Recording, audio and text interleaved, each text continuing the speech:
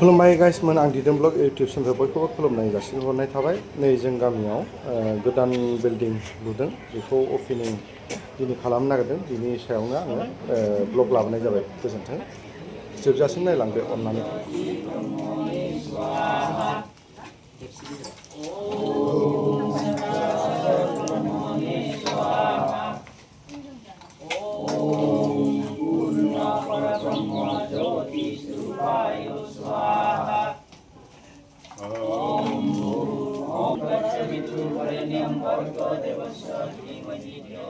जोंहा दिनै आफा इसोरनि सिगाङाव जों आर'जखौ गाबखांबाय, जाहाथे बिनि न'खर आरो दा गोदान न' लानाया आरो गोजोनै सोलिलाङो।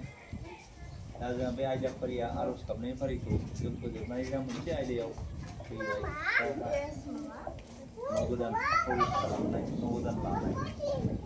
दा बे न' गोदानखौ बेखेवनो थाखाय आङो जोंनिनो दा दैदेनलांनाय आइनि लाबोनो दिनैनि फिसाखौ हानो थाखाय आं गुरै खावलायबाय आरो बिथाङा गावनि दै सान्थिजों दैखौ सारनानै फोथा फुननानै अनजाराव फिथाखौ हानांगौ।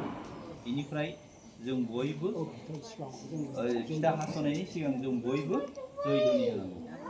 बेखिनियानो।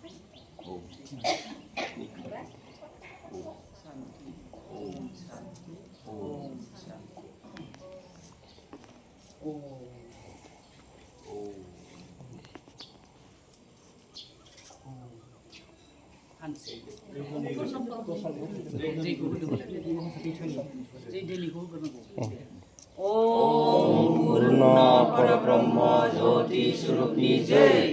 ओम पूर्ण परब्रह्म ज्योति स्वरूपनि जय। ओम पूर्ण परब्रह्म ज्योति स्वरूपनि जय। ओम सरासर ब्रह्मनि जय। ओम सरासर ब्रह्मनि जय।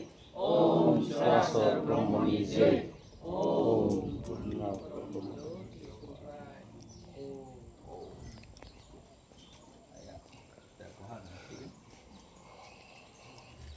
आखाइ खबदो बयबो। खबदो दे।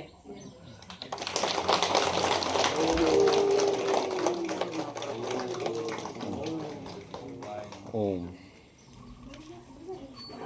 न' गोदान फिसा हास'नाया जोब्बाय। बयबो न' गोदानखौ प्रवेश खालामनांगौ आइजोफ्रा।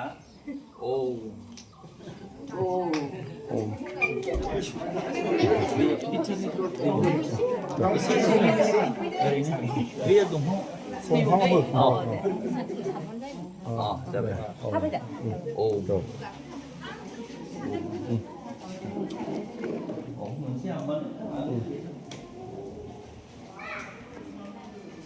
गोजौ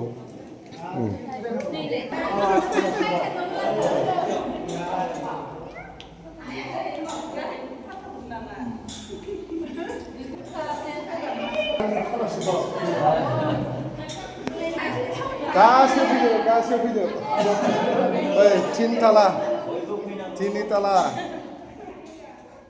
फैजो गासिबो रेजें खालामना थाबाय।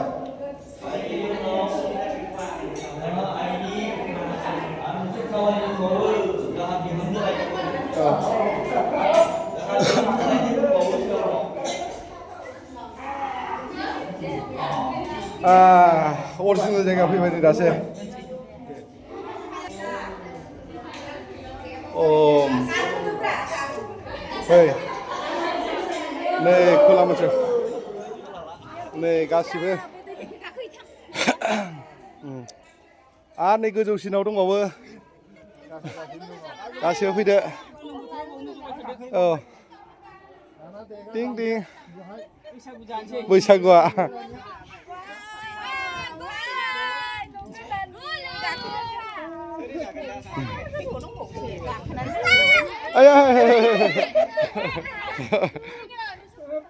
आयौ गावहाबो गाखोनायनि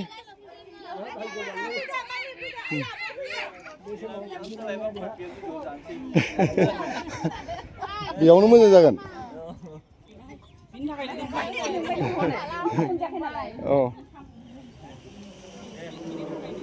मोजां जादोंलै फै फै इजों फै इथिं फै फै फै इथिं फै हाबफै हाबफै हा गेजेराव नायनो बना लादों दां गरम बोथोराव औ गखादो आफाव भिउ जों गामिया नै माबायदि जों गामिया जोंनि गामि नैबे जाबाय बर' फेक्टरि थान्दा बरफ बानायग्रानि फेक्टरि नैबे फेक्टरि आरो नैबे थान्दा बरफ बानायो माइदांगुरि गामि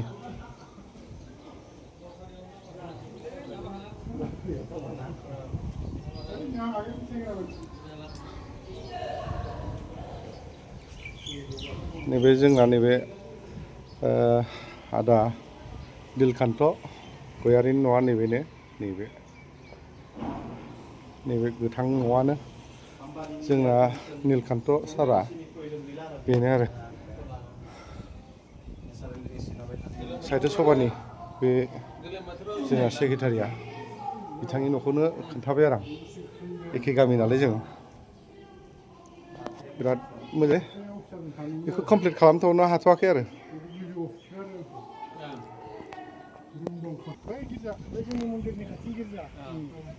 बै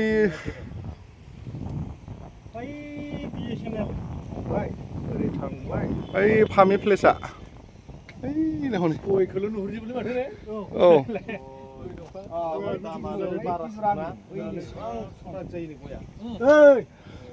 मा बारियाव गिदिंबाय थादोंलाय फैदो फैदो नुहुरजोबस्रायोलै मोजां नुयो ने औ गय फाल नुयो माथो ना गय गोजा आयौ माबा शिलंफोर बायदि नुबाय गय गोजा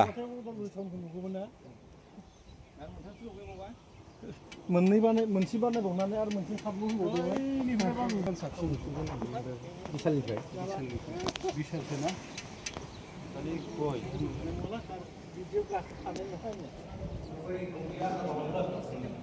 आन्दारग्राउन्ड होनो हालै आन्दारग्राउन्ड भेजालसो खरसाबो बारा न' गोदान बायह्रायावनो नायनो मोनबाय ओंखामबो खानाबो मोनजाबाय नै जों गासिबो खाना न' गोदान लुनायनिबो बिल्डिंआवबो गाखोनो मोनबाय ओंखामबो मोनजाबाय दे होदो दे इउटिउबारबो मोजां हो औ दे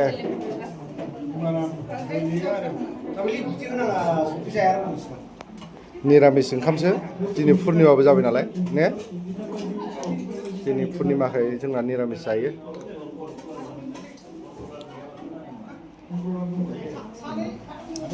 दे जालायदोलाय आक्रमन